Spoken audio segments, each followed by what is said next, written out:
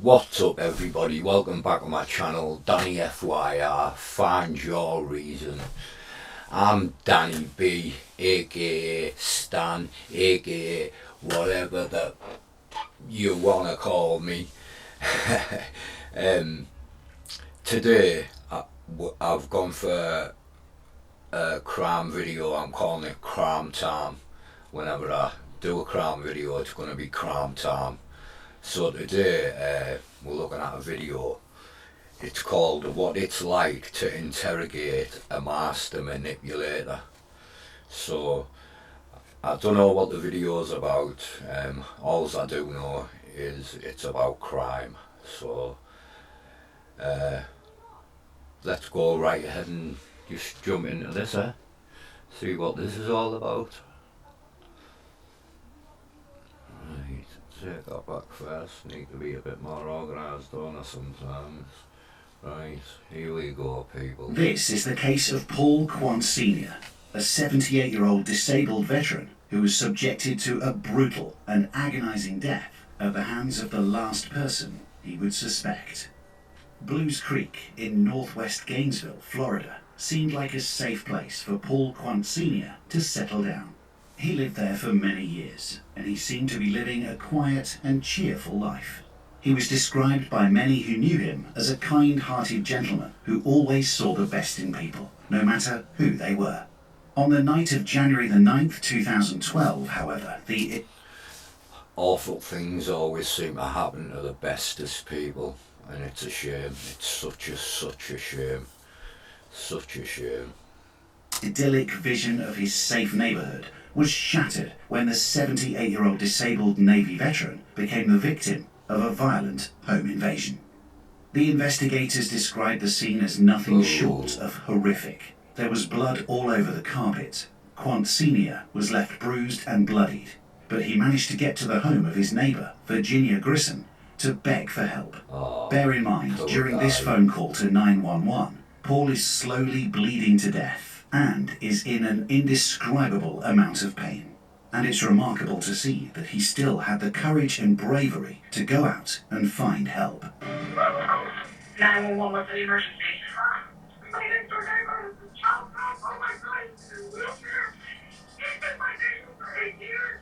What's his name, ma'am? His name is Paul Quant. We're gonna need some help. Just stay on the line. Stay with him. Okay, they're coming to your house as fast as they can. Tell me exactly what happened. Oh my God, he's covered in head and toes. Covered in blood. He's running through his house. Stay tight. Okay. He's basically like, oh. Yes, how many people broke into his house? Oh, my God. A man and a woman. Can you ask him when they left his house? About 30 minutes ago, you think.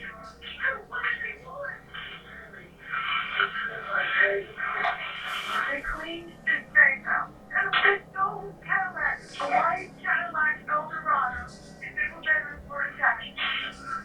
Okay.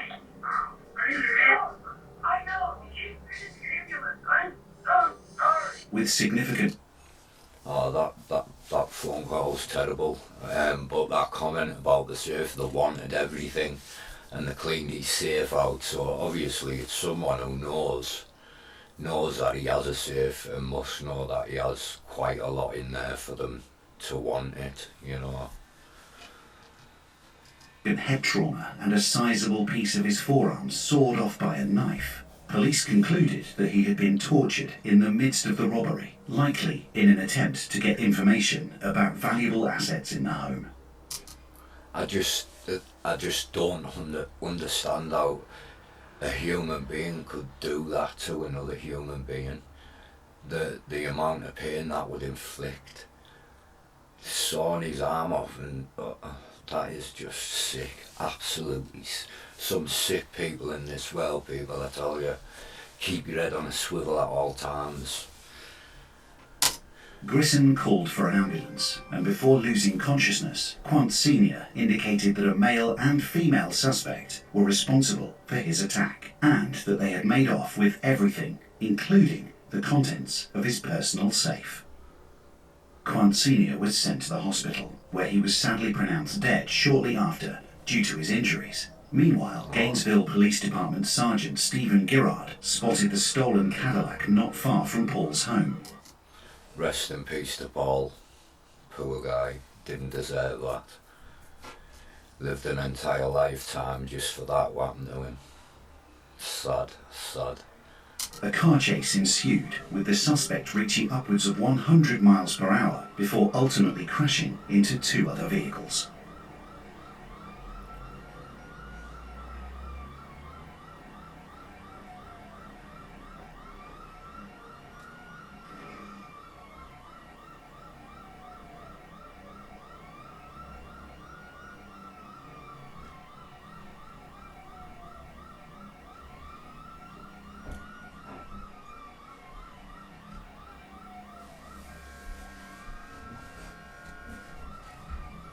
Look at that.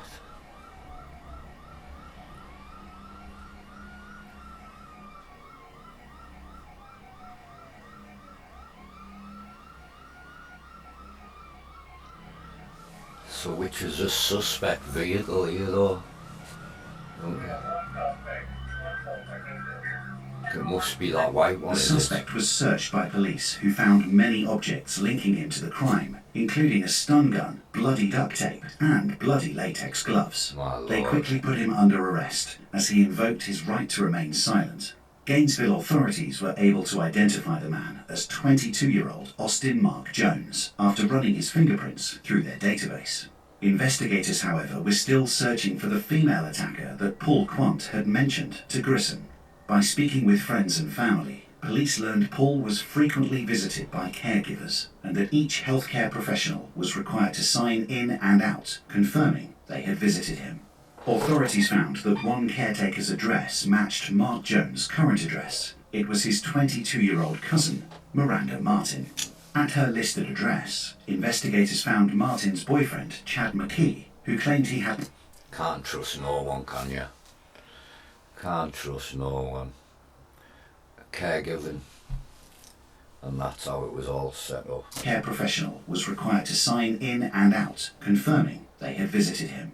Authorities found that one caretaker's address matched Mark Jones' current address. It was his 22-year-old cousin, Miranda Martin.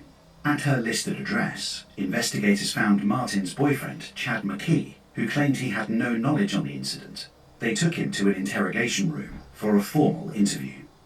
Can you tell me about Miranda? I've been with my girlfriend for about 6 years. Do you know where she's at right now? As far as I know, she's at work. You know a guy by the name of Austin? Right, his cousin. He's in jail. Or he's at the hospital. He's just in jail. All I can say about Austin is that I know that he has been in trouble a few times. But other than that, I don't really know Austin. When was the last time you heard from Miranda? About 2:54 a.m. She told me she was at her work, like in her patient had fell asleep. And that was really, and I just saw her, I was watching a movie. What time was Miranda supposed to get off work? She told me 8. Well, we don't want you caught up in something that you shouldn't be caught up in. If what we're investigating is a very serious crime. Attempted murder. Home invasion robbery. A lot of bad stuff. Be really out of character for her to do anything like what you're talking about. I mean, I've been married for 6 years and she hasn't done anything against the law other than traffic citations. It's possible she's not involved in this. No, I know. It's possible our information has led us to her. And when we finally reach her, we'll find that she wasn't at all who we were looking to speak with. Well, if you will, hang tight, and we're going to meet with the sergeant and make sure he's good with everything. So at that point in that interrogation there, Paul Quant, rest his soul, the guy who was murdered, he must have still be alive at that point because the cop pointed out it was attempted murder. So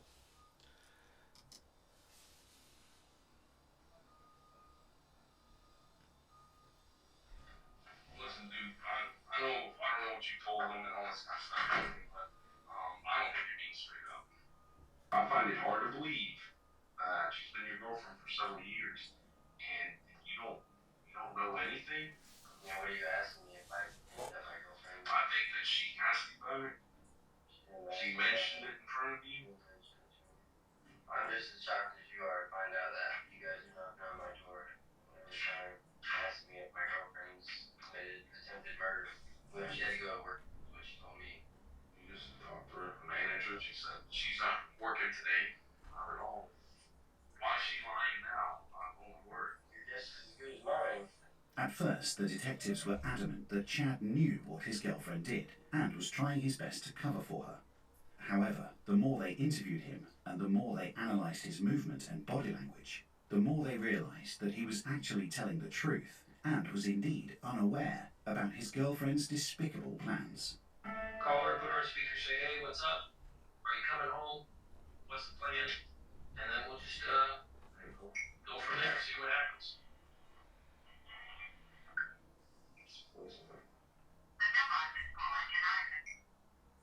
I don't think she's gonna pick up. If Miranda was in trouble, If she couldn't come home to you, what was she?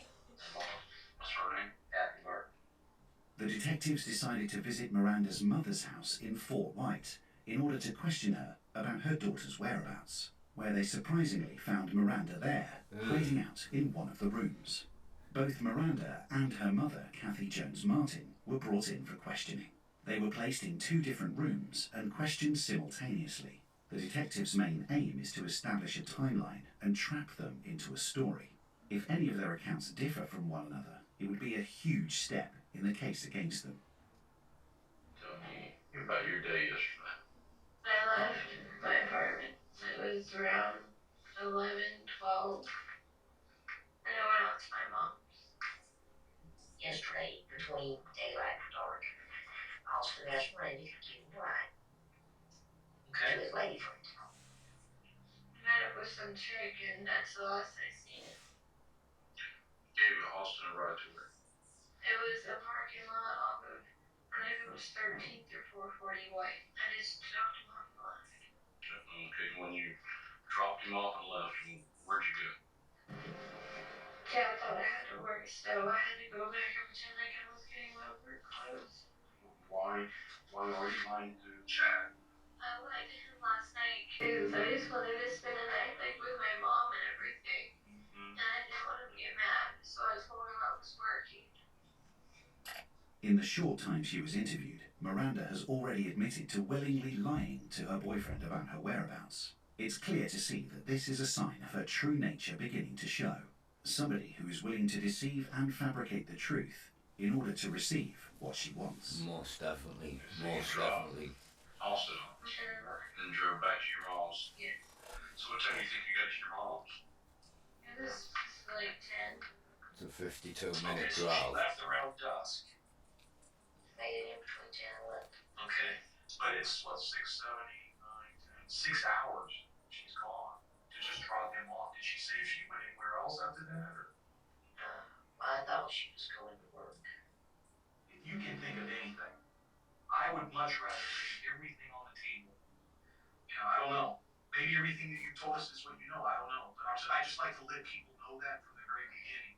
You were in Fort White at 10 o'clock. I take it that you had your phone with you. The detectives believe that she was in Gainesville, where Paul Quant resided, on Monday, January 9th. However, both Miranda and her mother are adamant that she was in Fort White that night, 32 miles away from Gainesville, because Miranda wanted to spend the night with her mother. The detectives need to first of all prove that this is not true if they want to build a case against her. Your signal was bouncing off a tower towards Gainesville at 11 o'clock. Would that surprise you? Yeah, it would surprise me. Well, there is a reason we want you to be able to Sorry, explain it now. one minute.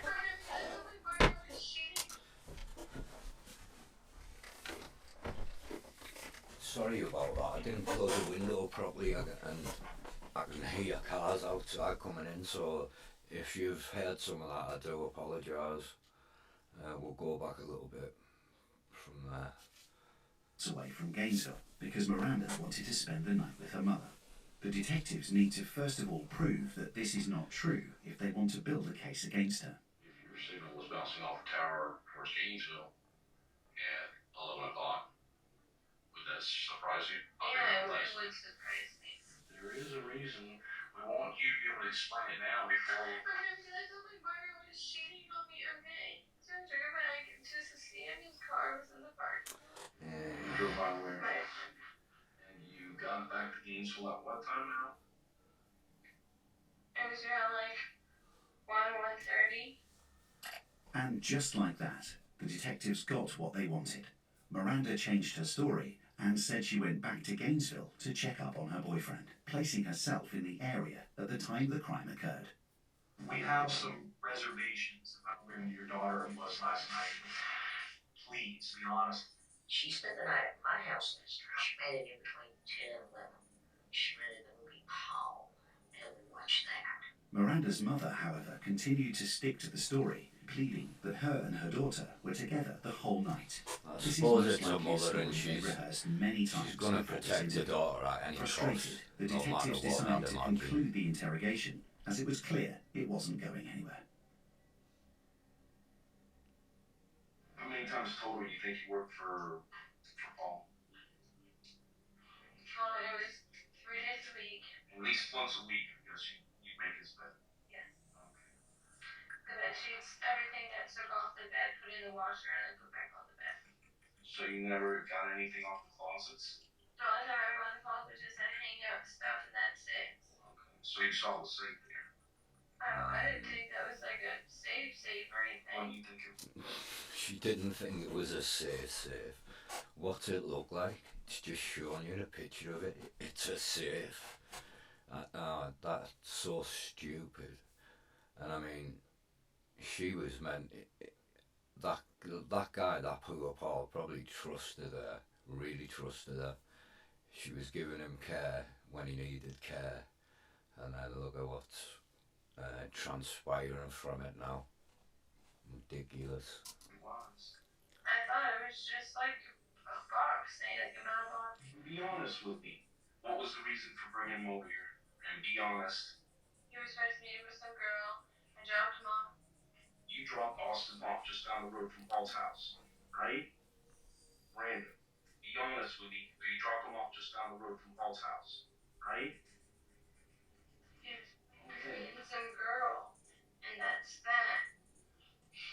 That's honestly it. Well, Miranda, I know we've been talking a long time to Detective Mayo. Every time we come outside, there's a little bit more information that you disclose. And that's why we keep coming back here and asking you some more questions, okay? Because nothing seems to be adding up. When you guys went there last night, okay, and when you guys drove up there, you know, whatever you planned to do, did you expect it to unfold the way it unfolded? Did you expect Austin to act like that? Miranda, this is important. Things changed, right? Things changed, right? Yes. I thought you were just gonna scare him, just not hurt, just scare him. Finally, an admission that she did indeed drop Austin off at Paul's house with the intent to make contact with Paul and not for Austin to see a girl. At this point, both the detectives and Miranda know there's no turning back from this. The truth is almost out. What were Austin's new plan now? I guess he just wanted everything. I haven't seen everything that he's got, so you tell me what everything is. What does he want from Mr. Paul? I didn't care about what he got or anything. Like, I didn't even want Austin to go in the first place. But he did go, and you knew he was going there to scare him. Brandon, did he tell you to wait for him? I waited for him down the street. She waited for him down the street, so she's what do they call it in America? Accessory to murder. She's involved in it. She even if she was just in the car and drove it off, she's involved in the entire murder. I don't know entirely how that works, but it's something along them lines. Correct me if I'm wrong. Where there was like a house for it. It must have been hell waiting. Did you ever go in the house just to see what was going on to get him? Did you try to stop him? I was only at like at the doorstep for a little while, and I froze. Okay. Totally incriminating herself now. She's just she was at the crime scene. That's it, man. She's done. It's over. She's done. She has now admitted that she was in Paul Quant's residence at the same time as Austin. However, she's trying her best to distance herself from the brutality of the crime that occurred by only showing peripheral complicity in the crime. In order to charge her for her involvement, the detectives need more admissions from Miranda. You're just standing there, right? Were you in shock? Did you hear Mr. Paul yell for help? I couldn't hear anything. It was. Miranda, what was he saying? It was just. Honestly, I just couldn't hear anything. What time last night did you go over to Mr. Paul's house? Between 9:30 and 10. Between 9:30 and 10. And who went? Austin went first, and then I followed. Austin rang the doorbell, and the next thing you know, he just pushes it open. Did Mr. Paul see you? I don't think he had a chance after Austin just pushed him. Do you follow him into the? You follow Austin in? Yes, so I was standing like at the edge. He was like so Look down at there. that. So, Stayed You did the mask that you told you to put on? yes, sir. What color was the mask? It was a red Elmo. You had a PIN number? Putting masks on and everything. Ooh. Red Elmo. Okay, so he got Mr. Paul's PIN number? For this thing. Okay. So did Austin tie him up? Yes. Is he begging for his life? He just kept saying, I'll give you everything you want. Please stop. Oh, that hurt. And what was Austin hitting him with? It looked like his fist. His fist? Animal. Did you see Mr. Animals. Paul waiting? Yes? Okay. I know if Austin is about to do something to me next. Okay. You know Austin's hitting him, correct? That's always the go-to. I didn't know if he was gonna do something to me next. When you're clearly the mastermind behind the whole crime. You were the one who was in his house giving him care all the time. So you let this guy know about this house. You can't use that as an excuse, like you thought you might be next. Hey. Yes. Okay. And you're saying Austin's collecting everything in the house to take it. So what did Austin take? I seen him with a box of stuff. A box of stuff. Now there were all in the box. Look at the trunk of the car. Anything in the house? Did you take anything? Austin just kept telling me, take it. And where did you put that stuff? In the trunk of his car. Did you drive the Cadillac out of the garage? Yes, he made me drive to the bank. You guys drove to the bank. Did you use a debit card at the banks? Yes. What bank did you go to? Capital something. Did you go to an ATM machine? Go get some video from that ATM? They're gonna be you? Yes. There you How go. much money did you take out? Done. So you took out 400? Okay. Red Elmo mask. Red Elmo mask. Can you believe that? Jesus. Where'd you go next? To a bank called Newberry, but it exceeded. Oh, exceeded limit. That was you too. And if we pull the bank records, It's me. did you? What are you feeling right now, Miranda? I'm Are the you? worst person in the whole entire world, and I let something bad happen to somebody that didn't deserve it. Yeah, exactly. You set the whole ball rolling. And I should have stopped it. After the interview was concluded, it was obvious to the detectives that she was involved in the crime just as much as Austin was. Yeah. Even though she tried to paint a picture that she was a victim in this, and that she was being forced by her cousin Austin the whole time. All this was later confirmed to be true when detectives searched the car where they found her journal. What they read highlighted the dark and evil nature of Miranda Martin, and really destructed the facade she had put up of a scared individual who was being controlled and manipulated. In fact, she was the one who was manipulating everyone. What did I just say? What did I just say? I could see it. Horrible, despicable people. And after reading her journal, it was clear to see the lengths she went to execute her plan. The journal read, "I should have looked through the drawers, Got to get information on the location of the key, get back in and set up entrance. Also make sure I set up a stepping system to boost myself up high enough. I want to do it really, really soon, but might have to wait a few months, thinking maybe sometime in December before Christmas. Can you believe it? She wrote down a whole plan about it. Wow. That's just wow. The detectives also found a key to Mr. Quant's house in the car.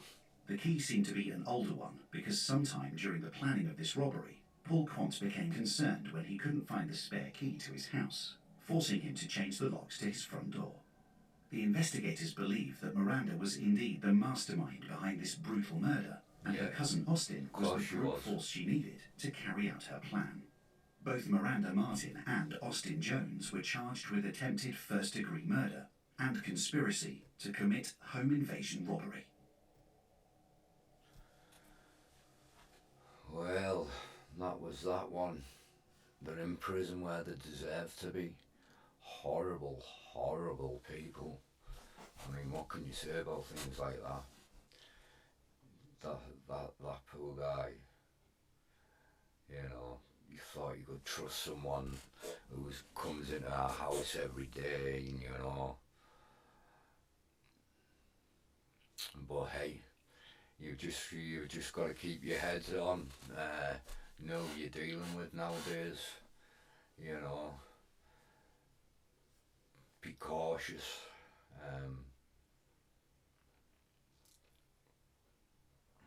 Check people out before you hire them for works and things like that, you know, because things like that can happen and do happen. You think you can trust someone and next thing you know you're getting robbed. But yeah, crime videos, they just annoy me, to be honest. At the end of them, the despicable things people can do to each other, you know. But they're in jail where they deserve to be, so that's the best thing about it. I hope you enjoyed the video. That's me out for this one. I'm Danny B, aka Stan, aka whatever that you want to call me. Until next time, peace.